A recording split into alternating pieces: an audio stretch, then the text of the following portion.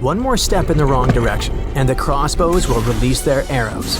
If you open the wrong door, you'll end up in a river of mercury. It's almost impossible to get out of this place, but it is even more difficult to get here. No, this is not a location from an adventure movie, but a treasure hunter. This is a real giant tomb filled with traps and streams of toxic mercury. And it's not somewhere deep in the Amazon jungle or an unknown island. This tomb is located in central China, near the city of Xi'an. And you know what the coolest thing is? This tomb was built more than 2,000 years ago. And even now, in the 21st century, we still don't know how to get there. But let's start from the beginning. Many of you have probably heard of terracotta statues. Thousands of clay sculptures of people. Those statues were first found in 1974, when a group of peasants were digging decks near Xi'an. They found a detailed human-sized figure, and that was 1 out of 1,000. Each figure was made as realistic as possible. Each of them was unique and had its distinctive details. More than 50 years have passed, and scientists are still digging up these sculptures. The number has already exceeded 8,000. But what are they doing there? What is their purpose? Terracotta sculptures are kinda guarding the tomb of Emperor Qin Shi Huang. He was such an influential man in China that he wasn't just buried in a tomb. His servants created a giant coffin complex the size of a small town. So, if thousands of clay guards symbolically protect this place, it's difficult to imagine what's in the center of this ancient, gigantic tomb. But first, let's find out who Qin Shi Huang was, and then move on to the dangerous traps. He was the first son of the ruler of the kingdom of Qin. It was one of the 6 kingdoms that existed on the territory of modern China. In 2059 BCE, when Qin Shi Huang was born, those 6 kingdoms were independent and separated from one another. Moreover, there was a strong conflict between them that lasted for more than 200 years. But Qin Shi Huang turned out to be the man who managed to conquer and unite all these kingdoms. He became more than just a king. He became the first emperor of China. But how did he complete a seemingly impossible task? Natural disasters, clever strategy, tactics, and skills helped him to conquer the 6 kingdoms. Scientists are still arguing about some of the details of how this happened. All that can be said is that Qin Shi Huang was a very wise and intelligent emperor. So it's not surprising that his burial turned out to be so huge. He was buried in the largest and most luxurious funeral complex in the history of China. The area the size of a small city contains many underground caves filled with things an emperor could need in the afterlife.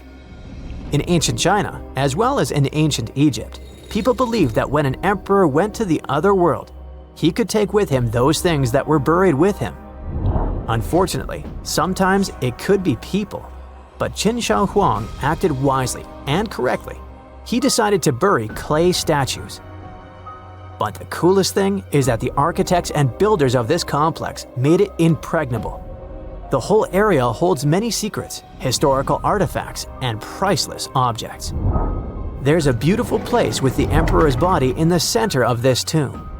Imagine how many treasures you can find there, and all of them were meant to remain untouched and unseen by other people. And we probably won't be able to get to them, at least in the near future. Ancient Chinese historian Sima Qian wrote something about the tomb about 100 years after the emperor's burial. He said that this place had dangerous traps inside the tomb that would destroy anyone who dared to enter the tomb. The engineers installed crossbows with loaded arrows and also poured a huge amount of mercury, simulating the movement of rivers. Of course, that was 2,000 years ago, and crossbows probably don't work anymore. But what about mercury? This toxic metal has no expiration date. It's shiny and moves quickly in liquid form. It looks beautiful, but don't touch it. Even a small drop of mercury can cause damage to your body. Inhalation of its vapors or ingestion causes damage to nerves, the liver, kidneys, and many other symptoms. And that's just one drop. Imagine how dangerous rivers of this substance can be. Who knows how much mercury was loaded there by the tomb builders? But even if you dodge all the traps and don't end up in the poisonous river, mercury would still be able to harm you. Its vapors can pass through the cracks in the walls. This means that the entire tomb is probably soaked in this substance. And by the way, this is not just a guess. Scientists have measured the mercury level at the excavation site and found that it's much higher than normal. But why mercury? In ancient China, mercury was considered the elixir of youth, the source of immortality. According to the records, Qin Shi Huang often took pills with this element. Perhaps this was the reason that his life ended at the age of 49. In any case, people can damage ancient structures and artifacts during excavations. For example, archaeologists caused great damage to Tutankhamun's tomb during its exploration. You dig around, but then suddenly the entrance collapses and you destroy vases, scrolls, interior decorations, and other stuff.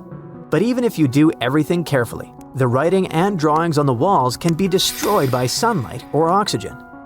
Places where there has been no fresh air and ultraviolet radiation for thousands of years have their own chemical composition that can be damaged by contact with the outside world. In the 1970s, when archaeologists were excavating terracotta sculptures, the paint pigment fell off the statues because of contact with the sun and air. Fortunately, the archaeologists quickly adapted and created a technology that allowed them to get the statues out without damaging the paint. It was a long and careful process, but it was worth it, and here's why. According to ancient writings, the emperor created an underground kingdom with a beautiful palace in the center. He decorated the ceiling of this palace with expensive pearls. You know why? To simulate the stars in the night sky. And that's just the ceiling. It's difficult to imagine how the walls, floor, and tomb of the emperor are decorated. Besides, scientists expect to find many other statues that copy the emperor's servants. So, in simple terms, the tomb of Qin Shi Huang is a paradise for archaeologists and historians. But of course, it will take more than one generation before they extract all the treasures. Some experts predict that the excavation of the entire tomb could take centuries. But of course, new archaeological technologies can change everything. For example, non-invasive research methods mean you don't have to enter the tomb. You can see it through a special device. Another idea is the use of muons. Those are subatomic products that appear as a result of the collision of cosmic rays and atoms in the Earth's atmosphere. The point is that these muons can penetrate through solid objects, just like X-rays. Or how about nanotechnologies? Imagine millions of tiny digger robots climbing into a tomb and starting to scan the area. They transmit the data to a computer, and then scientists create a holographic model. It all sounds cool, but to be honest, the charm of archaeology is lost here. It's one thing when you carefully dig up some ancient artifact with your hands, see it with your own eyes, and scrupulously clean it from the ground. And it's completely different when you watch it on a computer screen. But in any case, technologies using muons or some kind of robots ensure people's safety. It's better if a computer falls into a trap than if it happens to an archaeologist. Now picture a tomb locked for 1,400 years, and then, suddenly, poof, it's open. What could be inside? An ancient curse or exciting discoveries? Maybe the former, since a giant stone owl is guarding the entrance with the owl's beak clamping down on a human face like it's swallowing a soul. Now, it's not just a picture this situation. The discovery probably happened like this. The archaeologists were at a place called San Pablo Huizo in southern Mexico. At one point, they stumbled upon something that resembled an entrance. Ooh, where did it lead? They just had to figure it out. By that entrance, there was a large carved owl. Soon the researchers realized that it wasn't just decoration. The beak of the bird was open, and inside, there was the painted face of a man. Most likely, it was an important leader. For the people inhabiting that region, owls were linked to demise and power. So, it was like either the owl was guarding the spirit of the person buried there, or was it holding it captive? Was it even wise to sneak into that mysterious place? Well, the scientists' thirst for answers was more powerful than any fear. So they entered and found themselves inside a tomb. It was made up of two main parts: a front room, kind of like an entrance hall, and a deeper burial room. There was a doorway between these two rooms. It was covered in carvings. At the top, there was a stone beam with special symbols on it. Those symbols worked like names based on a person's birth date. On each side of the doorway, there were carvings of a man and a woman wearing detailed headdresses. The researchers thought they could have been placed there like guards, watching over the tomb. The walls were still painted in bright colors: white, green, red, and blue. It was an astonishing view, and the paintings actually told a story, showing a funeral procession. People were carrying bags of something called copal, which is basically a tree resin. The locals, called Zapotecs, burned it like incense during ceremonies, kind of like how people today often light candles or incense during special rituals. Besides, the archaeologists found carved symbols that work like a calendar. A bit later, the researchers found out that the tomb was about 1,400 years old. It came from the Zapotec civilization, and what made it so special was how well everything inside was still preserved. It was like opening a time capsule that hadn't been touched for over 1,000 years. Interestingly, they didn't just randomly find it. Officials started looking into the site after someone reported looting. When scientists checked it out, they realized they had stumbled onto one of the most important discoveries in Mexico in the last decade. The tomb dates back to around the year 600, when the Zapotec people were thriving in the area. They were sometimes called the Cloud People, and they built a powerful civilization long before the Spanish arrived. Even today, many people in Mexico still speak Zapotec languages.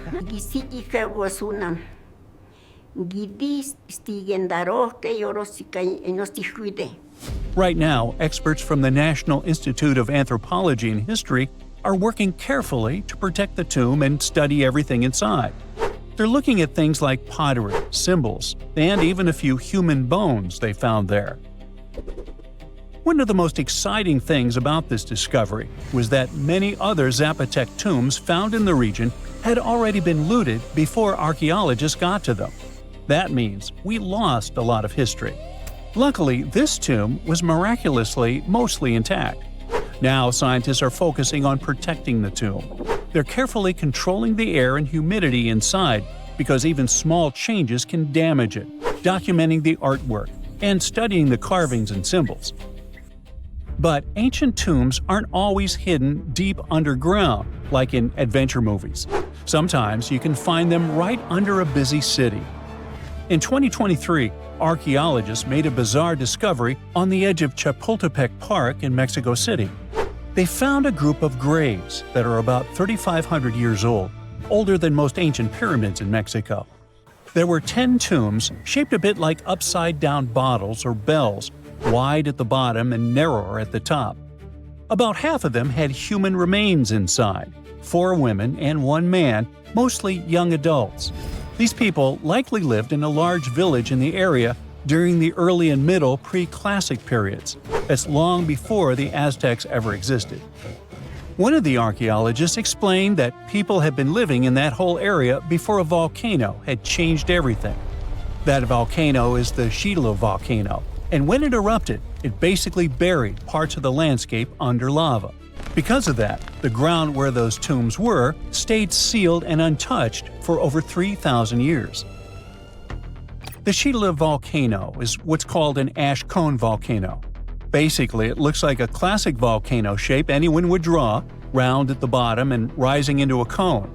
It's about 1,000 feet tall with pretty steep sides, like walking up a hill that tilts about 30 to 40 degrees, which is definitely not an easy climb. Scientists believe Chile erupted sometime between 245 and 315 CE, based on radiocarbon dating. When it blew, it wasn't a small event. It completely changed the landscape.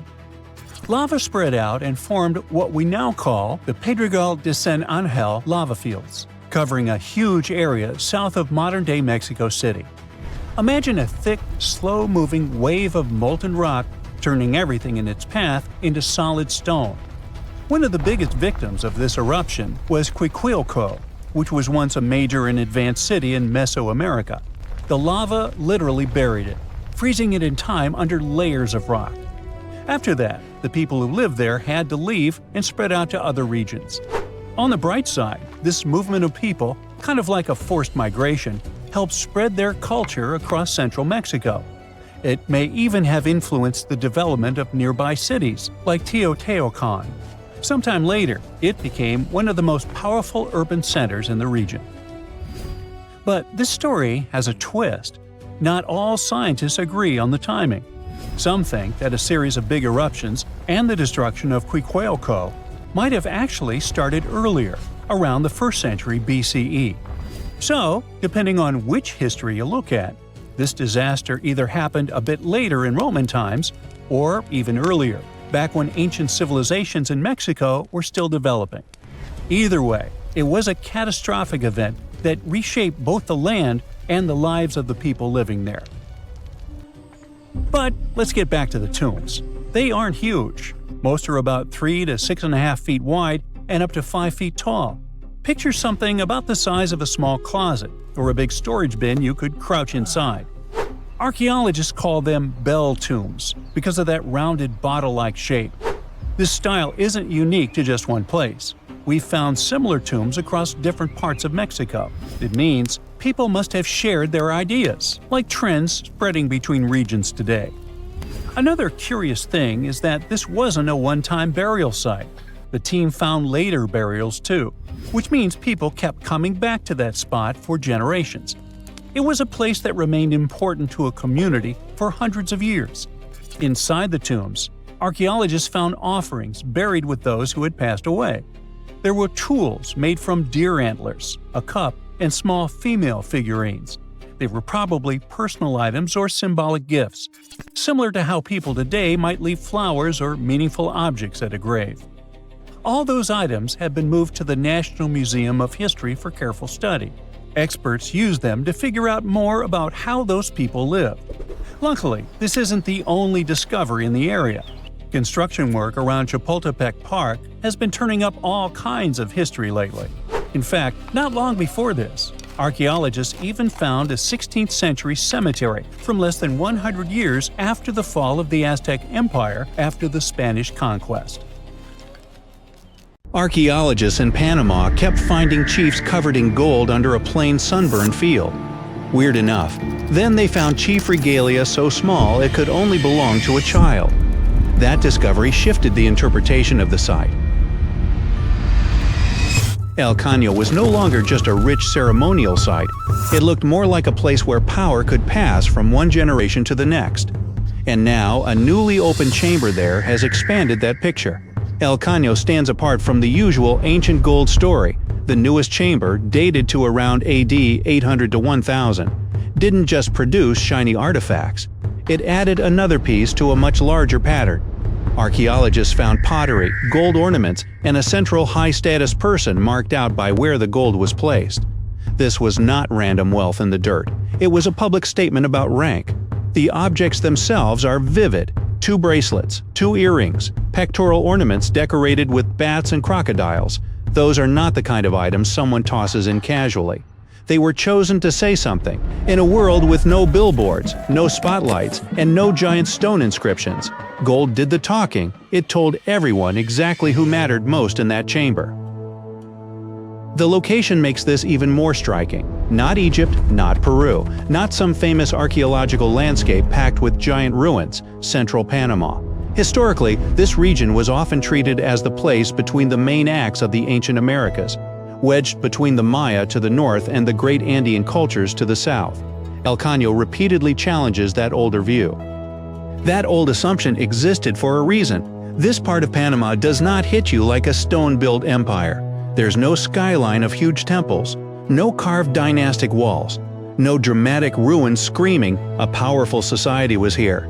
In tropical Central America, a lot of everyday life was built in materials that don't age gracefully. Wood, thatch, fibers, skin, feathers. Most of it simply doesn't stick around for 1,000 years. So when gold survives, it becomes one of the loudest voices left. And El Caño did not give up that voice quickly. Julia Mayo's team began geophysical surveys there in 2005. By 2010, they had dug a pit about 16 feet deep and uncovered a chief covered in gold. Then the site kept escalating. More ornaments appeared. More chambers turned up. More evidence started linking this field to a whole ceremonial landscape. This was not a lucky weekend dig. It was years of slow, patient work, turning a quiet pasture into one of the biggest archaeological stories in Panama. The contrast is striking. From the surface, El Caño looks ordinary, the kind of place where you'd expect grass, cattle, and heat, not dynasties. But under that ordinary ground, archaeologists found symbols of authority designed to be seen from a distance. Polished gold would have caught the harsh sunlight. Chest ornaments likely flashed when a leader moved. Animal imagery, bats, crocodiles, and other powerful creatures turned jewelry into a visual language of authority. This was status you could spot instantly, and the newest chamber matters because it is not standing alone. Mayo said the site has produced 9 similar chambers and that this was a place where elite individuals were laid to rest for about 200 years. This finding expands the interpretation of the site. One rich chamber is interesting. A ceremonial resting ground used by powerful people across multiple generations suggests something else entirely. It begins to resemble a long-running system.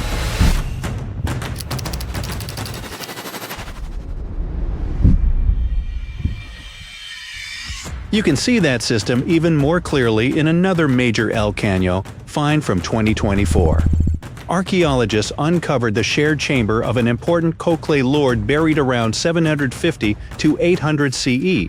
Inside were gold ornaments, ceramic objects, bells, skirts, and a set of flutes. The team dubbed him the Lord of the Flutes, which sounds almost legendary until you remember this is not a myth. It's a real person from a real ceremonial tradition found in the same site. The scale grows even larger around that burial. Researchers found many other individuals placed in the same setting. Reports said the total could reach more than 30 people. At that point, you are no longer looking at one important person with a collection of objects. You are looking at an event, a choreographed display, a message to everyone watching that this leader stood at the center of a much bigger social order. This interpretation is supported by research. A 2020 study of El Caño's multiple chambers found the same basic pattern again and again. One highest status individual in each other, people arranged around that central figure, and a strong sense that the whole composition represented social order. The authors also concluded that some of these final ceremonies involved very harsh ritual practices. The layout itself was part of the performance of power. Now go back to the child-sized regalia, because that might be the strangest clue of all. One of Mayo's earlier breakthroughs came when she realized a set of tiny gold objects was too small for an adult. They appear to have belonged to a baby adorned like a chief. Later, the team found gold arm cuffs on the skeleton of a 12-year-old boy. Both finds point in the same direction. Status here may not have been something a person earned late in life. It may have started at birth. That implication is significant. If rank passed from father to son, then El Caño was not showing us a few isolated leaders. It was revealing a hereditary power system. That means established families, succession, and rules strong enough for an entire community to recognize them. Gold-working specialists had to exist, ceremonial knowledge had to be preserved, labor had to be organized. These were not loose little villages improvising everything as they went. This was structure. It also explains why El Caño feels bigger than a treasure story. Gold draws attention first. The real subject is political sophistication. The objects are only useful because of what they reveal: hierarchy, ceremony, inherited authority, and a leadership class that could stage power in a way everyone understood. Gold is what catches your eye first. The social system is what keeps the site interesting once the shine wears off. There is another reason El Caño matters so much. Less than 2 miles away sits Zapotec, the older Panamanian site that had long provided the main evidence for this gold-rich tradition.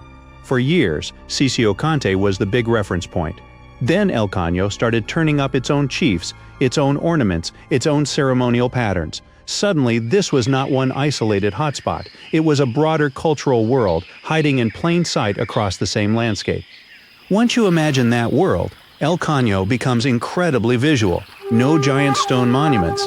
Fine, the ceremony can still feel huge. Flutes playing, bells moving, gold breastplates flashing, beads sewn into clothing, animal symbols broadcasting lineage and rank.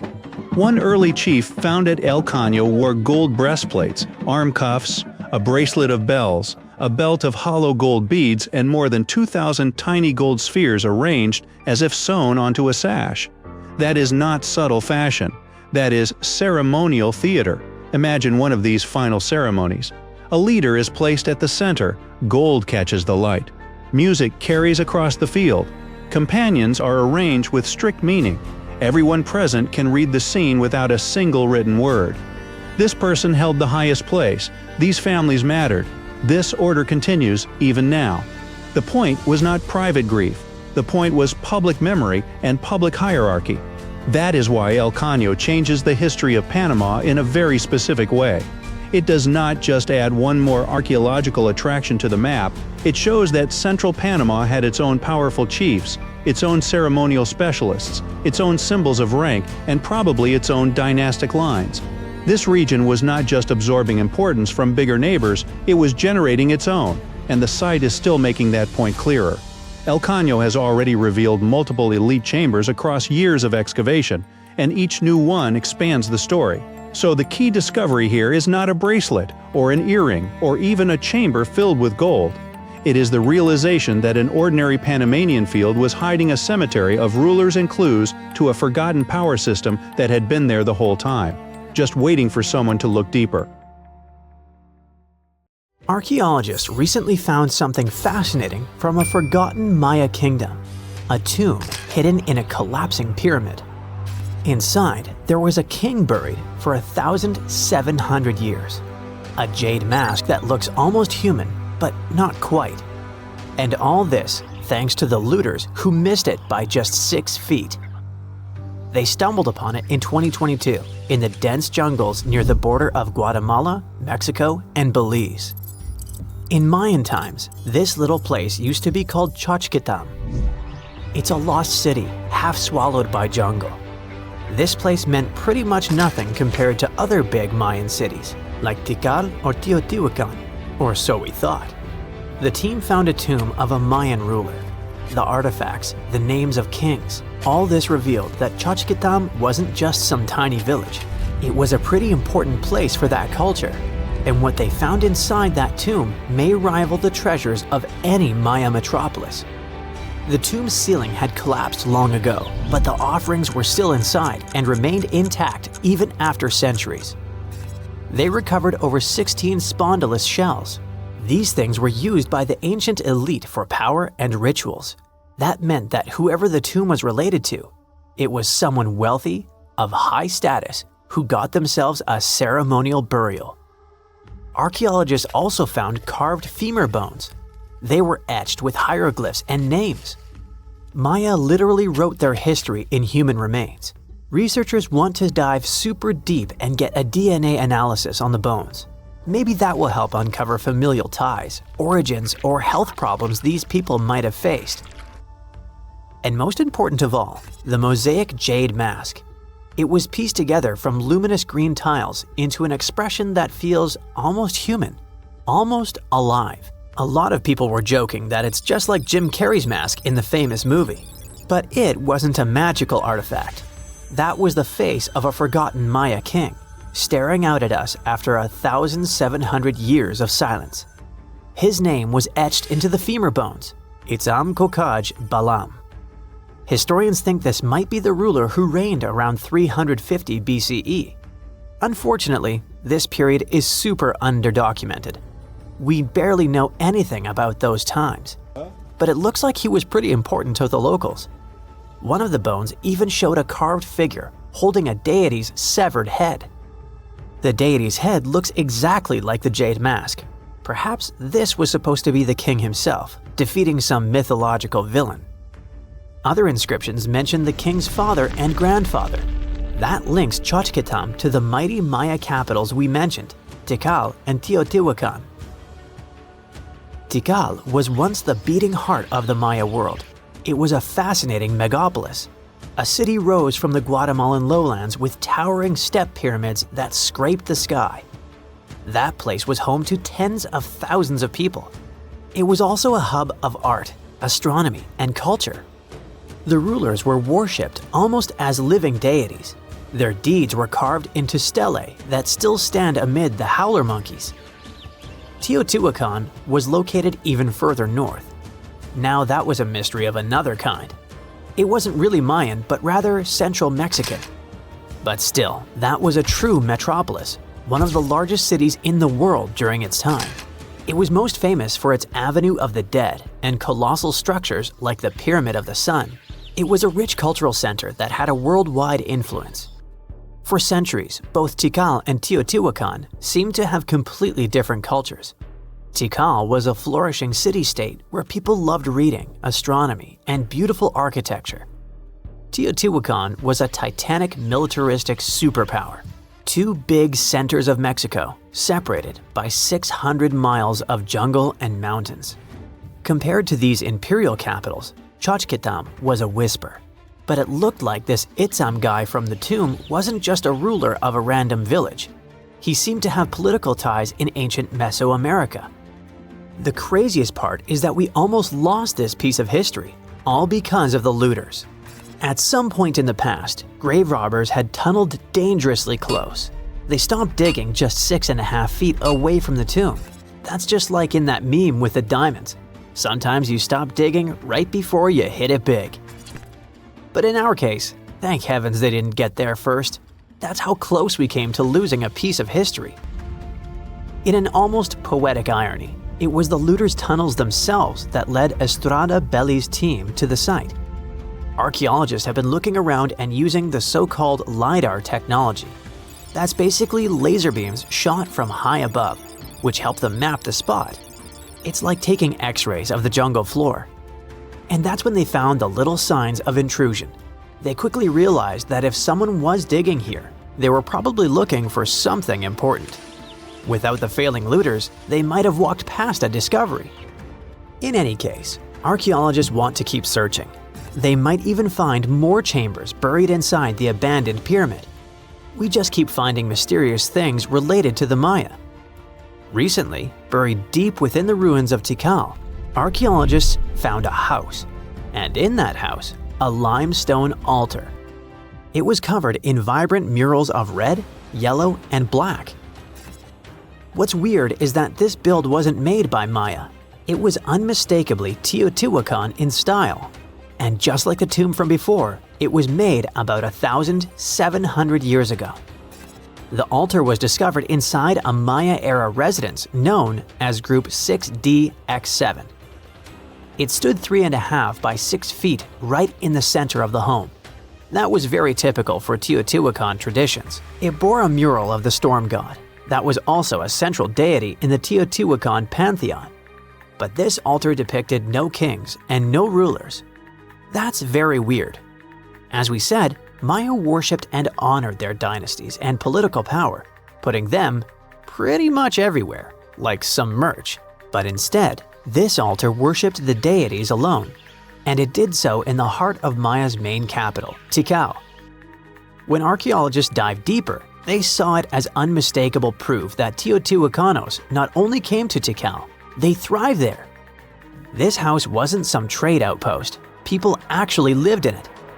Teotihuacanos built homes, practiced their rituals, and left their deities behind in this city.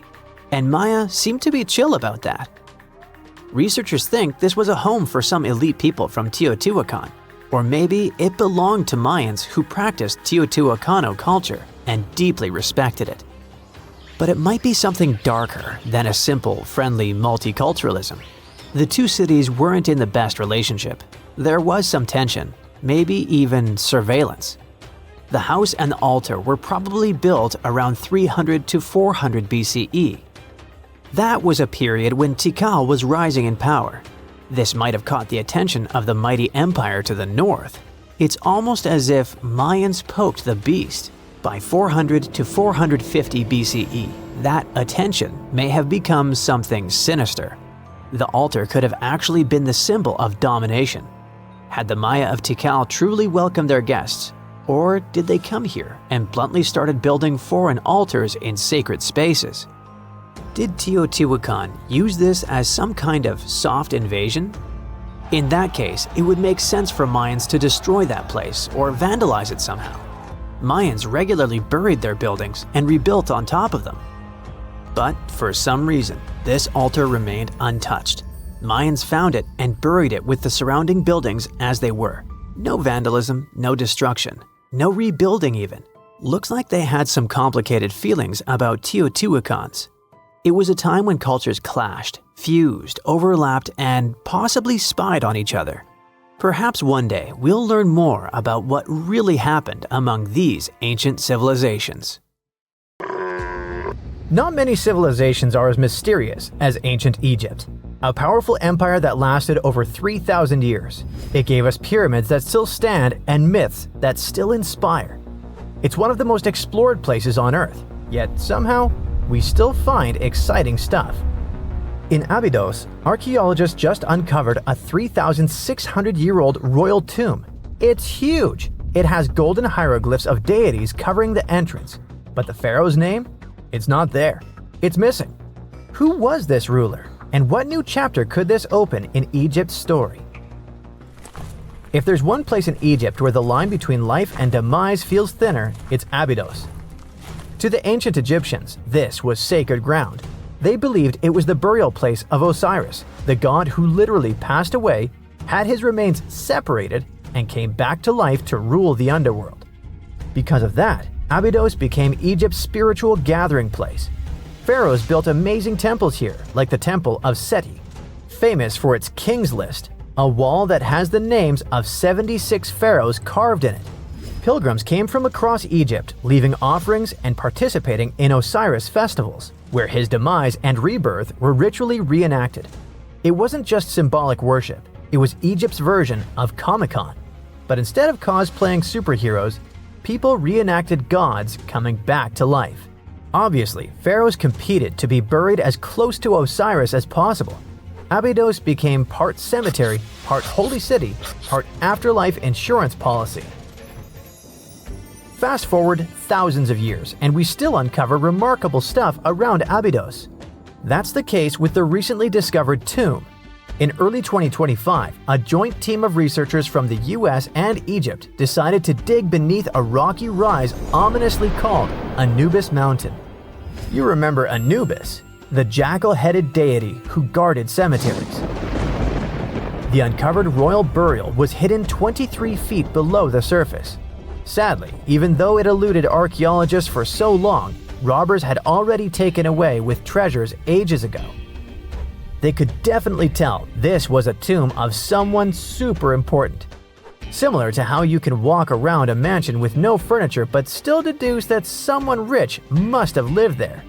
The chamber had mud brick vaults rising over 16 feet. That's taller than a female giraffe standing upright. For something built 36 centuries ago, it still felt enormous.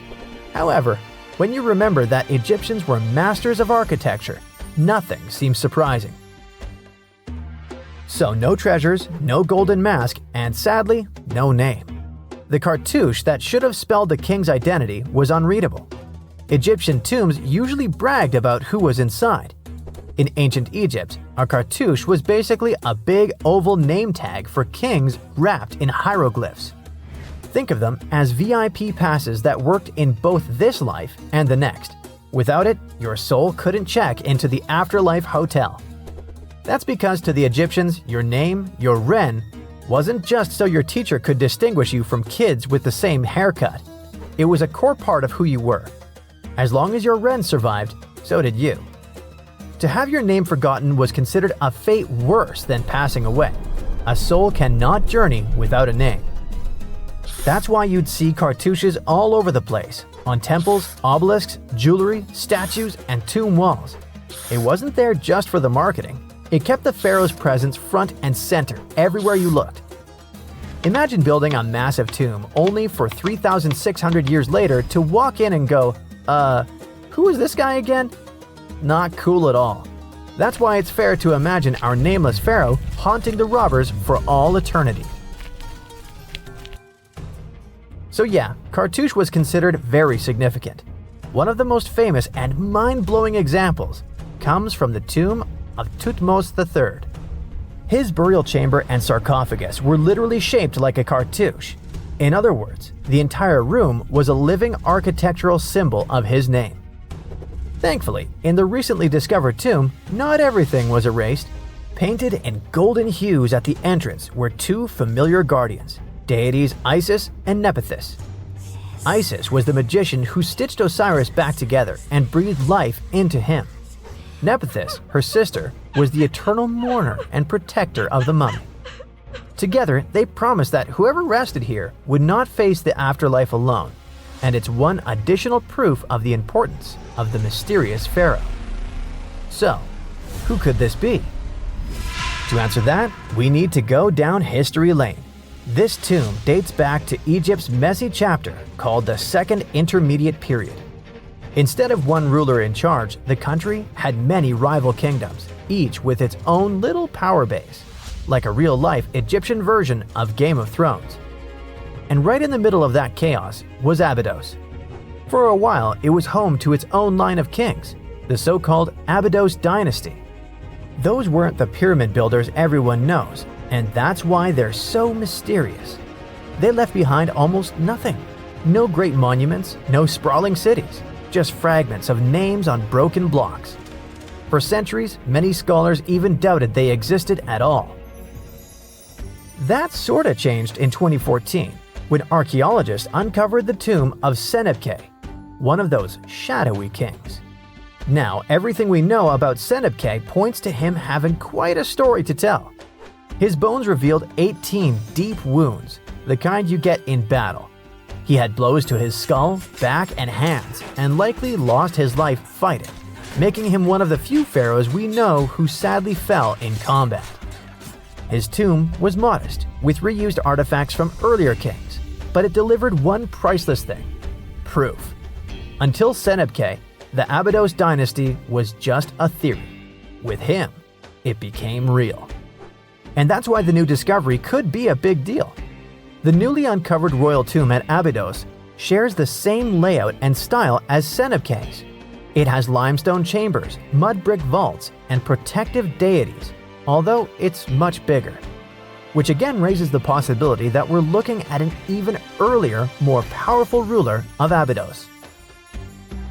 Whoever he was, he wanted to be remembered alongside the greats.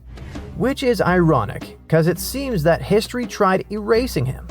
Perhaps additional findings alongside his tomb could tell us more. Yes, there's more, and it's actually pretty cool. Not far from Abydos, in the village of Banawit, archaeologists uncovered a Roman-era pottery workshop. Yeah, you heard that right, a pottery factory close to a pharaoh's burial ground. The site had huge clay kilns, storage rooms, and even broken shards called ostraca. They were basically ancient sticky notes, except instead of shopping lists, those had receipts scratched onto them in Greek and Demotic Egyptian. Little records of everyday transactions, the kind of thing you'd never expect to find near a lost dynasty king. Honestly, the potters missed a chance. Forget boring receipts, they should have been selling Osiris's mugs and Anubis figurines to pilgrims and tourists. But that's not all. It seems that centuries later, during the medieval period, the same ground became a cemetery. Archaeologists found mud brick graves with skeletal remains. This could mean that Abydos kept its aura of significance for hundreds of years after the age of pharaohs. So why this hill again and again? Is this place really a getaway to the afterlife? It is, after all, the very place where Osiris is said to rest. That belief lingered like a shadow for thousands of years, strong enough to pull in pharaohs and later medieval families. Different rituals, same sacred ground. Although, to be fair, the Romans weren't here for Osiris. They came to make pots. The story of Abydos is not over. The excavations will continue, and who knows what else could be discovered in the future. Today, archaeologists are armed with tools that are basically X-ray glasses for the desert. Every scan could reveal a hidden chamber, or if we're lucky, finally give our nameless pharaoh his wren back to him. In fact, I became strangely invested in finding out who he was. So let's hope for some news soon. It's only a matter of time. Do you have your own theories? Let me know. No man shall ever find my tomb. That's what, according to rumors, Cleopatra once said. Rumor has it really wasn't about the gender. She wanted no living soul to disturb her, and I think she meant that no human would ever discover the location of her grave. But, surprisingly, it was indeed a woman who was closer than anyone before to finally discovering the Queen's resting place. Meet Kathleen Martinez Berry, a criminal lawyer turned archaeologist. She got so intrigued with Cleopatra's story that she packed her bags and went to Egypt with no official support and even no permission from the authorities. All she had was pure determination to find the Queen's tomb. Now, you could say Kathleen had always been ahead of the game. She skipped grades in school, mastered piano, chess, swimming, and martial arts, and grew up listening to top intellectuals debating in her home. And she even got her law degree at just 19, and archaeology was her side passion.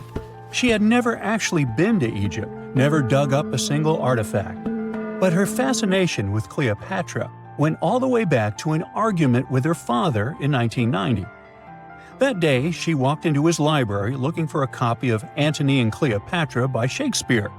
Her dad, Fausto Martinez, a professor and legal expert, casually called Cleopatra a seductress. Kathleen wasn't having it. She fired back, arguing that history had been totally unfair to Cleopatra. The Romans, she said, wanted to destroy her reputation, and for centuries, people had just believed their version of the story. The debate went on for hours, and in the end, her father admitted maybe he had judged Cleopatra too harshly. That conversation changed everything for Kathleen. From that day on, she read every ancient text she could find, especially Plutarch's account of Cleopatra and Mark Antony. The more she learned, the more convinced she became that Cleopatra wasn't just some queen who fell for the wrong guy. She was a genius, playing a dangerous political game to keep Egypt independent. And the more she read, the more she started thinking, what if everyone had been looking for Cleopatra's tomb in the wrong place? That thought stuck with her. When she was caring for her second child, she earned a master's in archaeology. Multitasking. That reignited an obsession that would take over her life, uncovering the truth about Cleopatra. Even though most experts believe that Cleopatra's tomb, along with the final resting place of 13 other Ptolemaic rulers, lies somewhere beneath modern-day Alexandria, Dr. Martinez has a different idea. She believes Cleopatra was buried at Taposiris Magna, an ancient temple dedicated to Osiris, the Egyptian deity of the afterlife. But she still needed an ancient foundation plate. These plates, about the size of a smartphone, were placed beneath important temple structures and often contained inscriptions explaining when and why the temple was built. If she could find a plate that confirmed the temple was dedicated to Isis, Cleopatra's patron deity, she'd have solid proof that this was the right place to look. Nothing could deter Martinez. She excavated the entire temple site, digging deeper than anyone before her. Her team found coins with Cleopatra's name and face stamped on them. It meant Cleopatra had a direct connection to this site. Then, they uncovered something even more interesting: a tunnel used to bring water to people, leading straight from the temple into the Mediterranean Sea. So, if parts of the temple had already sunken into the water, could Cleopatra's tomb be down there too? Martinez needed proof to convince Egyptian authorities to let her search underwater. And, against all odds, she found the missing foundation plate. On it, the pharaoh offered a large area of Nubia to deity Isis.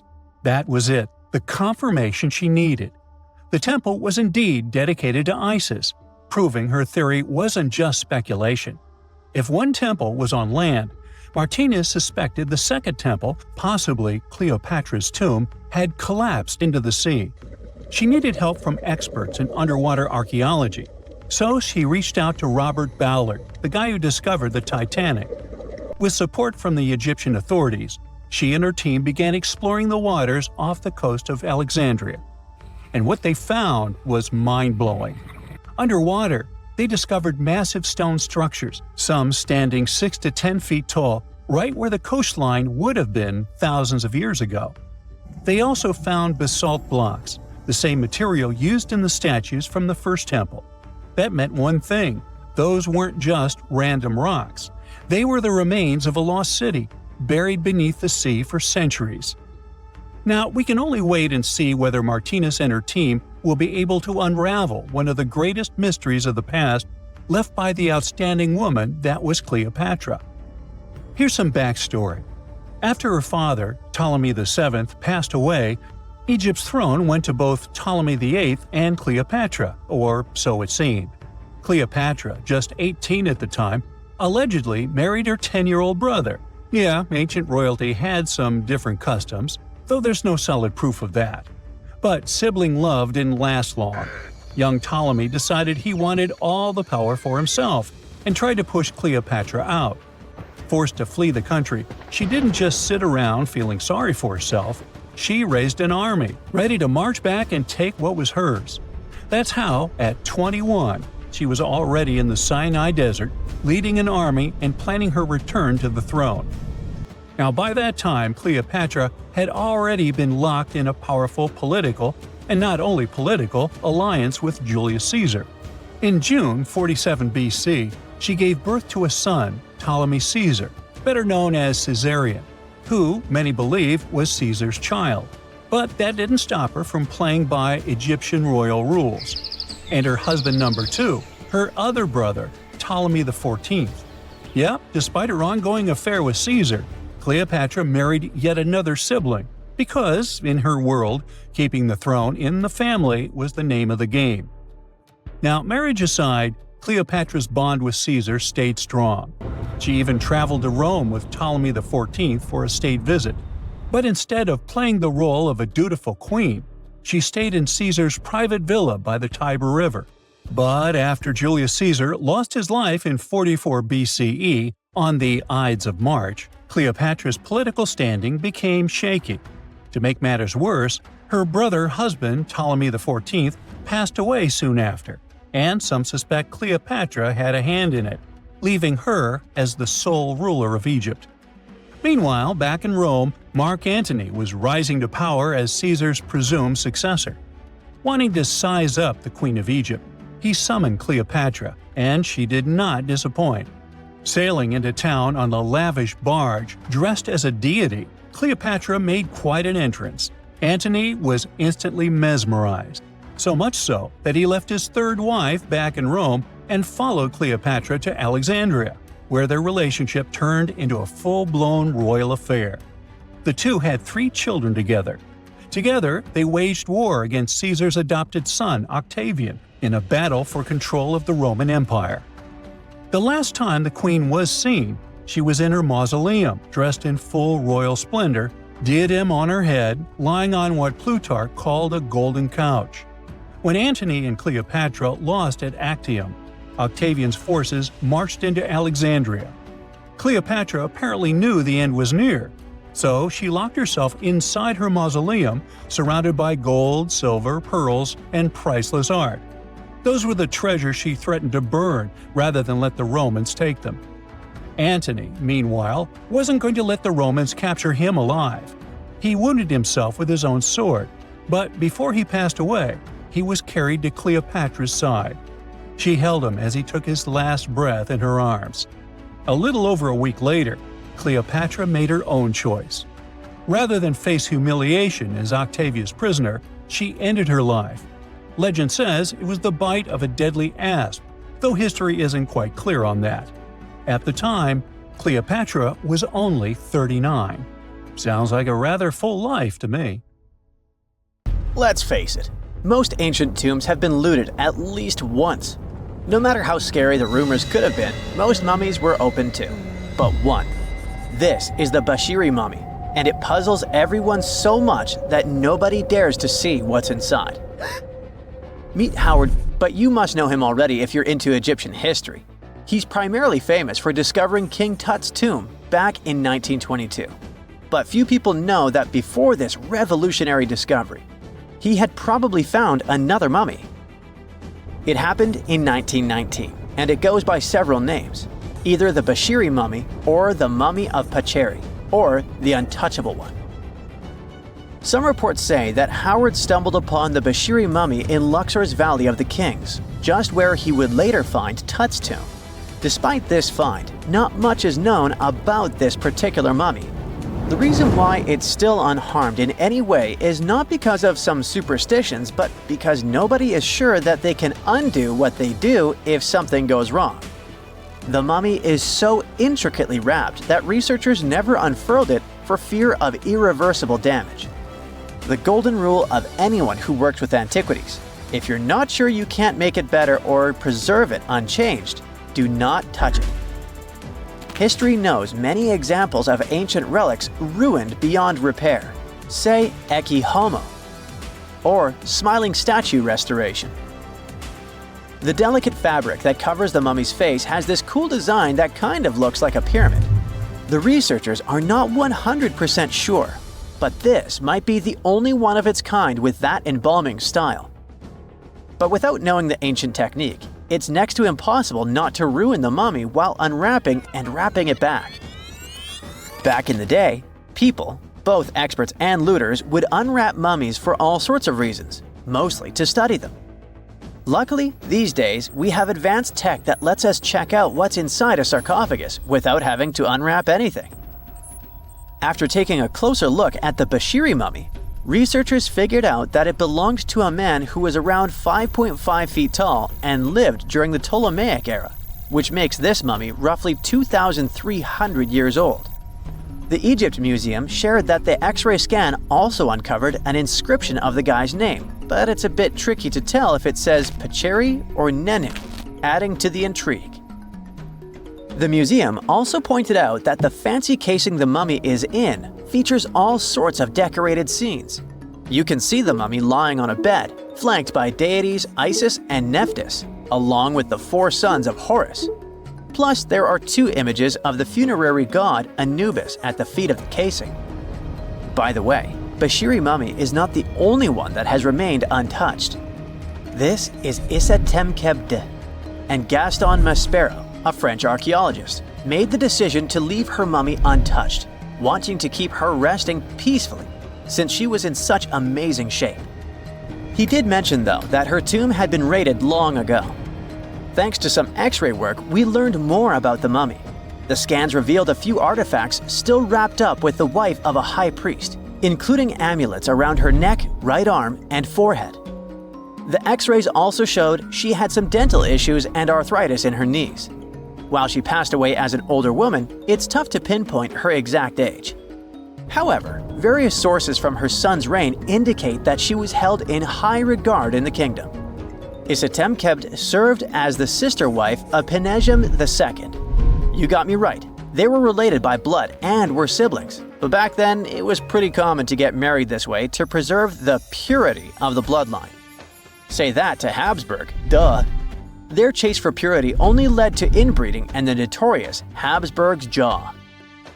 Right, I guess we should not judge ancient Egyptian rules and morals, but what we can say for sure is that both Bashiri and Isetemkebde were incredibly lucky to stay untouched.